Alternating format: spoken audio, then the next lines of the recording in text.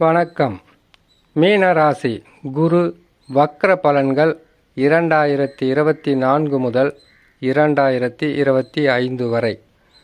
வருகின்ற 15/10/2024 புரட்டாசி மாதம் 29ஆம் தேதி செவ்வாய்க்கிழமை காலை 10 மணிக்கு குரு பகவான் வக்ரம் பெறுவார்.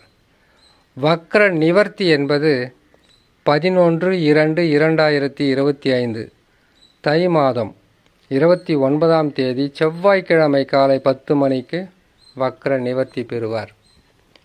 கிட்டத்தட்ட 150 நாட்கள்.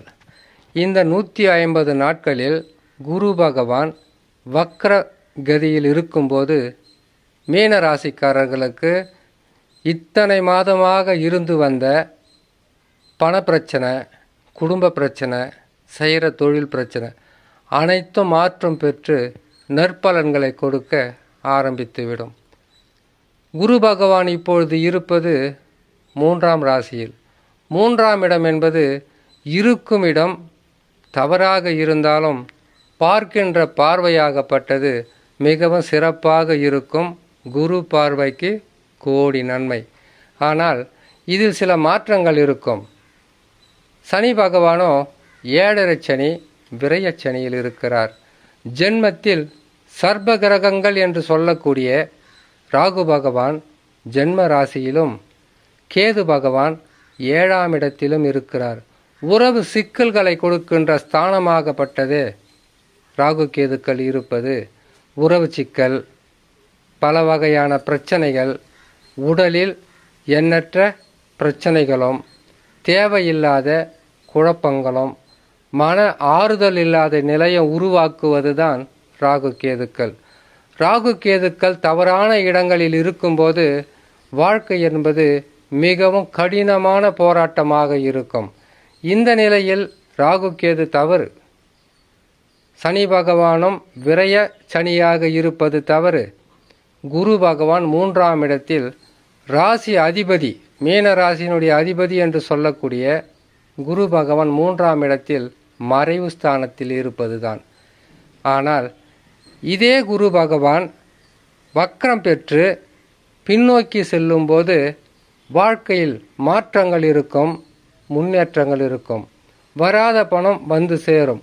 குடும்பத்தில் சந்தோஷம் இருக்கும்.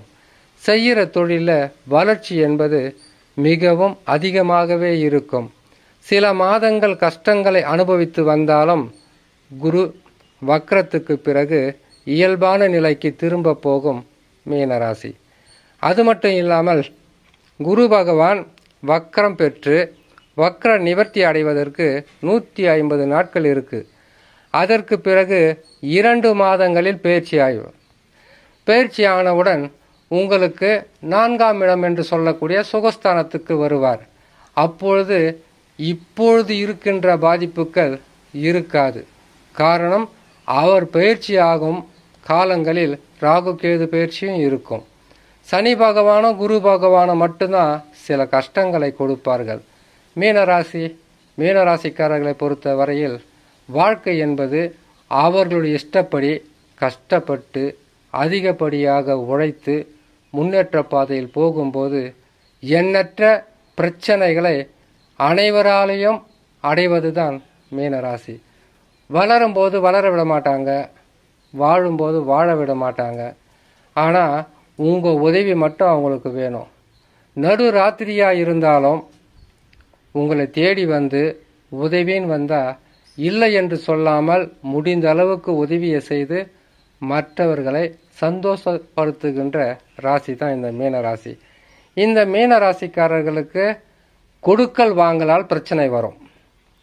கொடுத்தா கேட்கக்கூடாது. கேட்டால் நீங்கள் பகையாளி ஆயிடுவீங்க. அது சொந்தமாக இருக்கட்டும், நட்பாக இருக்கட்டும். கொடுத்துட்டிங்களா அப்படியே போயிடுச்சுன்னு விட்டுன்னு தேவை. திரும்ப கேட்டால் நீங்கள் எதிரி, பகையாளி.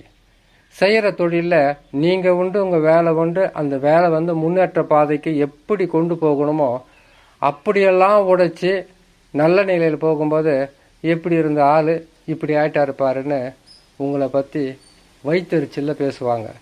அதை பற்றி கூட கவலைப்படாமல் உங்களுடைய வாழ்க்கை தான் முக்கியம் என்பதற்காக தினமும் எறும்பை போல சுறுசுறுப்பாக உழைக்கக்கூடிய ஒரு ராசி தான் இந்த மீன ராசி.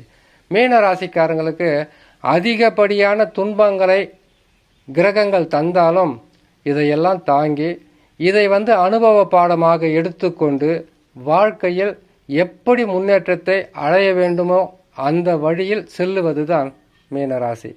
மீனராசிக்காரங்களுக்கு கஷ்டங்கள் வந்தாலும் நஷ்டங்கள் வந்தாலும் உங்களுடைய கடுமையான உழைப்பால் வெற்றி பெறுகின்ற ராசி. இந்த ராசிக்காரர்களுக்கு குரு வக்கரம் பெற்றால் பாதகமாக இருக்காது. அப்படி பாதகமாக இருக்கு என்றால் உங்களுடைய சொந்த ஜாதகத்தில் தசா சரியில்லாமல் இருக்கும். ஜாதகத்தில் லக்னத்திலிருந்து அமர்ந்த 6, 8ஆம் அதிபதிகளுடைய தசாவாக இருந்தால் கடினமான கஷ்டமாக இருக்கும். போராட்டங்கள் நிறைந்திருக்கும். இந்த வாழ்க்கையில் நம்பிக்கை ஏமாற்றங்களை சந்திக்கக்கூடிய நிலையில் மாறப்படும். இதே தசா மட்டும் வலிமையாக இருந்துவிட்டால் உங்களுக்கு பல வகையான கஷ்ட நஷ்டங்கள் வந்தாலும் அதை தாங்கக்கூடிய கிரகமாகவே அந்த தசாவை நடத்தக்கூடிய கிரகங்கள் இருக்கும். தசாவே சரியில்லாமல் இருந்தாலும் சரி, குரு வக்கரம் பெறும்போது 150 நாட்களுக்கு உங்கள் வாழ்க்கையில் பெரிதளவு போராட்டங்கள் இருக்காது என்று சொல்லி இன்னொரு நல்ல பதிவில் உங்களை நான் சந்திக்கிறேன். நன்றி, வணக்கம்.